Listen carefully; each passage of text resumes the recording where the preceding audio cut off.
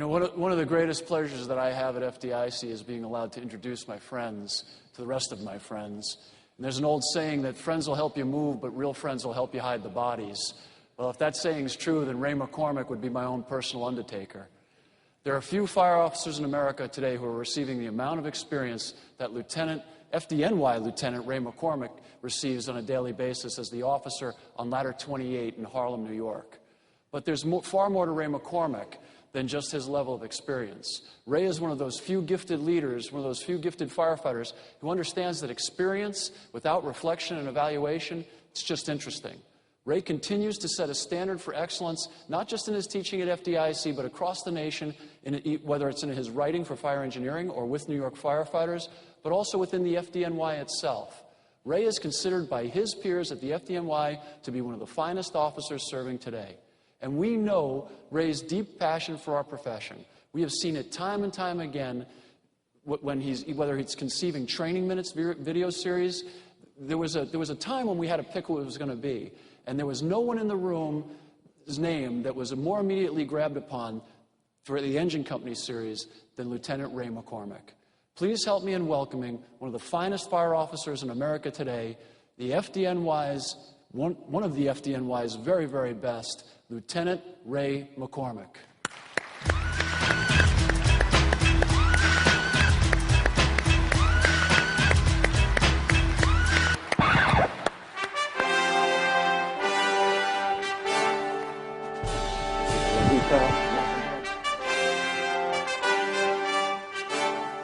Good morning. Did you see that? Chief handing over command to me? I usually don't get that honor unless there's still salvage work to be done. Well, it must have been a 13-step size-up march I did. Thank you, Chief Halton, for that wonderful introduction.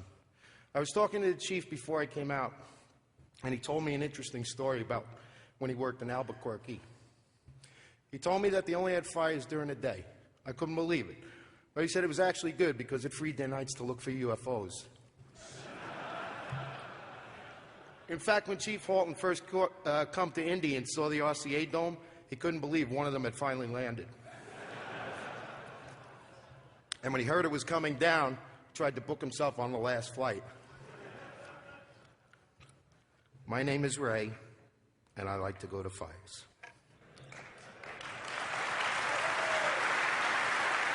It's okay to say that, right? I can tell most of you feel the same way. Just before I came here, I got my new sector vest. It's highly reflective, and it goes over your highly reflective bunker coat. Mine looks just like the one at Walmart. It even has a happy face on it. In the back, it says, "Ask me about fires."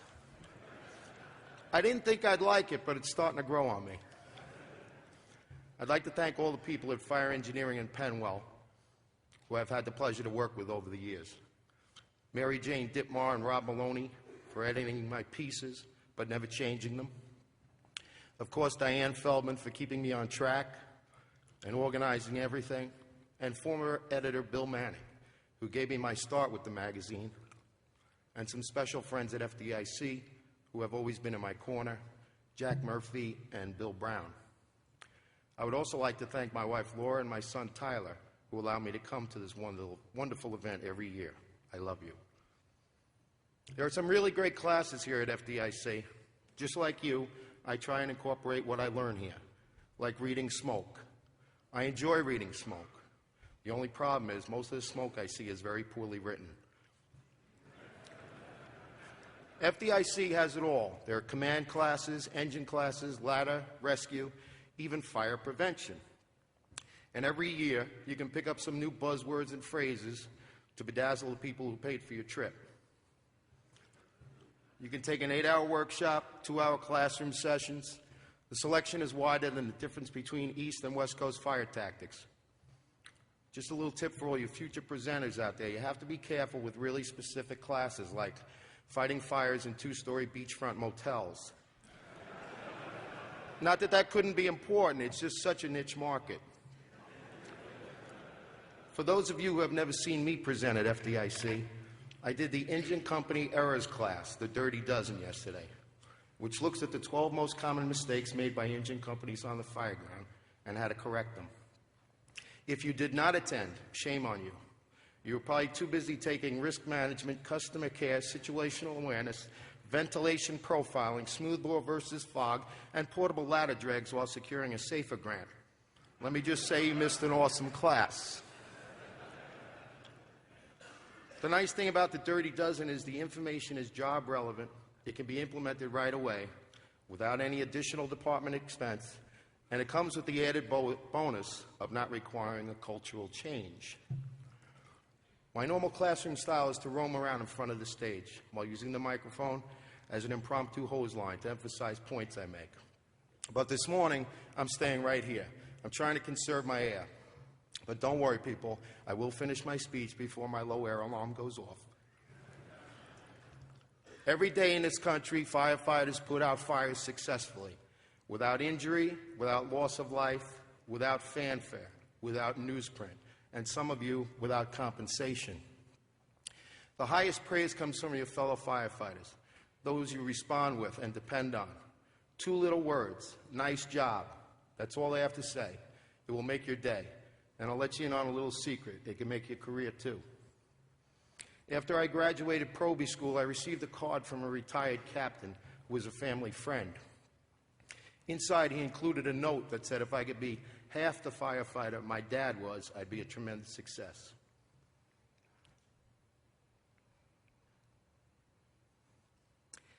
My dad died a year and a half later. I still have that note. I reluctantly went into the family biz, the fire service. You can always quit was a quote I would hear, but the likelihood of it becoming reality diminished with every passing day. My father didn't push me. He didn't have to. He knew that I would already love it. My mom did not discourage me, even though she had experienced the knock, not once, but twice. The first time was to inform her of her brother's death, Captain William Russell, Engine 325, father of 4, who was killed in a collapse along with 5 other firefighters after the fire was extinguished. I would like to think that events like that would never happen again, but unfortunately 2 firefighters were killed several years ago under similar circumstances. The second knock on the door was for my father, who was seriously injured in an apparatus accident, almost losing his foot. The New York City Fire Department gives every new firefighter a book of regulations. That book has a red cover. One could make a strong case that the book has been written in blood. I know for sure that one of those rules was created in blood for my father's accident. No matter how you enter the fire service, you end up making it your own. My department career, like yours, went in stages. Completion of Proby School, assignment to a company, your first tour. I was assigned to Ladder Company 24 in Midtown Manhattan, just like where I was told I would be going. So you see, the first hook you use in FDNY is not to pull a ceiling, it's to get the company you want. My hook was through the Emerald Society. Yep, even Irish guys need a rabbi once in a while. My first tour involved so many laps around the apparatus there was a noticeable depression in the concrete by morning. I was trying to take it all in, which of course was impossible, but it made for good entertainment. What really made the night special, besides the loving abuse I took, was the speech I received from the senior man. I can't remember every word, but what did stick in my head was, do your job and remember it's a privilege to work here. He was right, and I never forgot it. I almost always knew what my assignment would be when I worked there without the benefit of roll call. All I had to do was go into the kitchen and see who was there. The can. And for those of you who don't speak FDNY, the can firefighter carries a 2.5-gallon extinguisher and a 6-foot hook. I learned 3 important lessons from that position. I learned how officers operate, how best to swing the axe and set the halligan, and when and how to use the extinguisher. I carried that can religiously for 3 years. It took that long for my right arm to shrink back to its original size. One day I had to detail a Rescue 1. One of the firefighters getting off that morning was their senior man. He quickly showed me around the rig and helped me get squared away. We went to several fires, and then in the early afternoon, he returned to work the night tour again, offering me the opportunity to take off early. I informed him that I was also working, that he should relieve someone else. So I stuck around, and I watched as he cleaned the tools and generally worked on getting things squared away. This man had 30 years on the job, a career's worth in the rescue alone. I watched as he did things many senior firefighters delegate to those who were junior. He didn't do that. Why? Because he enjoyed it, and he was a true senior man. He led by example. Cleaning tools is not some lowly act to be done by the junior firefighter. Like firefighting, it is a group effort. He was as tough as nails. He enjoyed getting dirty, and nothing made him happier than going to fires. His name was Joe Angelini. He epitomized what a firefighter should be. I ran into him and 3 friends I used to work with 3 weeks prior to 9/11. He was the senior firefighter for FDNY at the time. All 4 of those gentlemen were killed on 9/11. I was indeed fortunate to work where I worked as a firefighter. It brought me here today. The first article I wrote for the magazine was extremely long and covered a bunch of subtopics until I showed it to a deputy chief who worked in my firehouse you may have heard of, Vincent Dunn. He read it and pointed out the short article contained inside that manifesto. It became the first ever truck company column for Fire Engineering magazine. Another man you may have heard of kept his car in our firehouse, Father Michael Judge, FDNY chaplain, whose church was across the street. Spent many hours with him. His special insight and manner always made you feel at peace. The night before I got promoted, the lieutenant asked me if I wanted to take his seat instead. I declined and explained to Lieutenant Bill McGinn that I would be doing that for the rest of my career, and I would prefer to have the irons. We had a fire. I forced 2 doors, so that made me happy. Watching an unusually friendly new firefighter in Rescue 1 did not prepare me for our meeting on a rooftop on Broadway, where Kevin Shea trusted me to lower him 13 floors above the street to rescue a trapped civilian. My time in the truck was great. I was promoted to lieutenant and assigned to Battalion 1-6 in Harlem, where I currently assigned. While working in the neighborhood engine as a covering officer, a captain presented me with an offer I couldn't refuse. Did I want to come to 69 engine? When the most famous member of FDNY asks you to come on board the best engine in the city, you hope you can live up to Patty Brown's expectations. I spent over 10 years in 69, where I was told I made a good transition between trucking and firefighter. I'm currently assigned to Ladder 28. You can't ask for a better place to work. We talk about training. Let me tell you, you know where you want to get to in training? Where your people are self-motivated and start their own training. That's the place that is. A Harlem Hilton, #1 in customer and firefighter satisfaction. There's nothing wrong with today's firefighters. I hear a lot about these college kids entering the fire service. But believe it or not, we had college kids joining the fire service back in the 80s. I know. I was one of them. It's not a new thing. Yes, it can seem overwhelming sometimes that all our firefighters now have a degree instead of a trade. But it's up to you to make sure you develop a trade in them, the trade of firefighter. There is, however, something wrong with some of today's leadership and the message they are spreading. The path they have chosen to follow is paved with yellow safety bricks. If you follow this road, it could cause the fire service to suffer its greatest collective loss, the loss of public trust.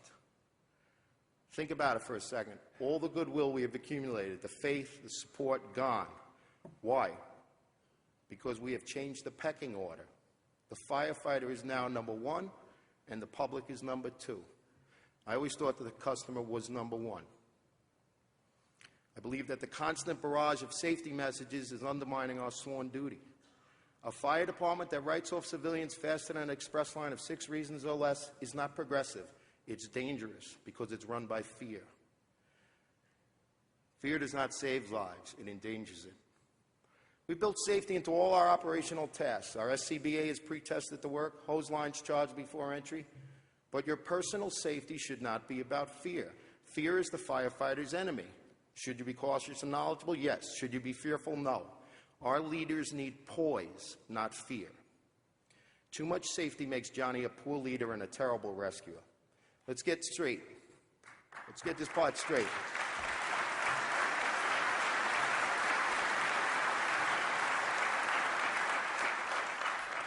I don't wish to see anyone seriously injured or killed.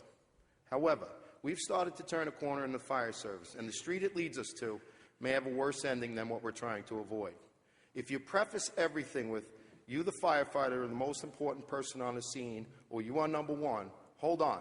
I love my brother the firefighter too, but what about the civilians we swore to protect? When you think you are number one, because all you have ever heard is you're number one, you will start to believe it. This order, this pecking order, is the problem. Why risk yourself for those less important? The steady drip of safety messages really necessary? Many would argue, yes, it is. That if we don't constantly remind you of how dangerous this job can be, you'll get hurt. If you read the safety message warning inside your helmet, it plainly states that firefighting is an inherently dangerous job. It's dirty, difficult, demanding, and dangerous, just the way it will always be, no matter how much we try to make it safer. Attempting to make your job safer by teaching you to place yourself above those in need is wrong and goes against everything the fire service has ever stood for. We have the highest approval rating and respect of any profession. Why is that? Because we do what has to be done. We are noble. We are self-sacrificing. We are willing to risk our lives to save a total stranger. When we modify or tweak that thinking along the lines of saving lives, we not only risk a fall from public grace, we risk something much more harmful, the loss of our identity. There are many tasks you perform every day that are not fire-related, but only firefighters put out fires. When that parent meets you outside their house and tells you their child is inside, trapped, you are their last hope. What are you going to do? You must find a way in to save that life if humanly possible. What are your chances? Your chances are always the same. They're 50-50. Either you do it or you don't. You must call upon what's inside you, your courage, your determination, your will. You must shed your personal cocoon of safety and take a risk. If it was easy, someone else would have done it already. What's going to be more difficult for you? Figuring the quickest way in and the quickest way out? Or you're in a conflict because you don't do high-risk profile? Let's not let them down. They're all we have. Here are the cliff notes. We need leaders at the command level and company level who value courage, determination, and pride. We need leaders who inspire our people. We need leaders who understand that what we do makes a difference. It makes a difference that we turn out quickly. It makes a difference that we stretch correctly. It makes a difference that we do a search. It makes a difference that we have leaders who believe in the core values of courage, determination, and pride. What do I know? I'm just an urban firefighter. I know all about heroes. I know all about sacrifice. I know all about courage. I see it in all of you. I worked at Ground Zero on a one-month detail back in January 2002. There were no survivors. The only thing we could bring out of there was dignity to the people we found. And we found several. We found firefighters. One day a firefighter was found and identified. That firefighter was the son of an active battalion chief. I watched as his body was carried up a muddy hill to a waiting ambulance. The detail stood at attention along the side of the roadway. There was silence as the battalion chief, along with firefighters from his son's company, helped carry his son out of the pit. I thought to myself, where do you get the strength? Where do you get the strength while your heart is ripped apart? Where do you get the strength to see all your dreams and hopes for someone you love vanish? I don't know where you get that strength. But I do know the events of that day showed the world that we are very special people, that we are willing to risk our lives for others, to do what needs to be done, and that we care deeply. That month was the most physically and emotionally draining month I ever worked in my life. It was also the most rewarding. We do not need a culture of safety. We need a culture of extinguishment. We have firefighters killed on a nozzle.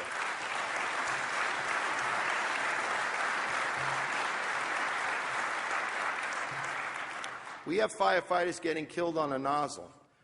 And while these programs are nice, a lot of our energies are focused on RIT and saving our own. We have to remember about the civilians who don't have the luxury of masks and everything else. If we put out the fire, safety is accomplished for everyone on the fire ground. There are state fire conferences where there are no engine classes given. That's a disgrace. We need to get the first line right. We need to commit staffing to that line. We need to push in and put the fire out. The engine only gets one shot at success. Let's give it to them and increase everyone's safety. We have instructors who've never worked on fire trucks telling our people how to do things. Show me the credibility in that. You may be a certified instructor with a year in the fire service, but besides reading slides, what else do you bring to the table? I know what your resume says, but what's missing from it is probably much more telling. Some have told you that if you never went to another fire, you would be a successful organization, and that by having fires, we have failed. I'm here to tell you that you have not failed, because there is a fire in your area. We will fail if we do not exercise and practice our craft. It's a privilege to be in the fire service. It's a privilege to work with people who care about other people. It's a privilege to be accepted in the family of firefighters. Today is about finding your personal spark. If you're lucky, you find it right away. The fire service holds out one for each of us. Once you find it, keep it. Once you find it, share it. Once you find it, realize how truly fortunate you are. Learn all you can about the enemy. Train. Try new methods. Be careful out there. And remember to keep fire in your life. Thank you for attending. Have a great conference. I'm here all week.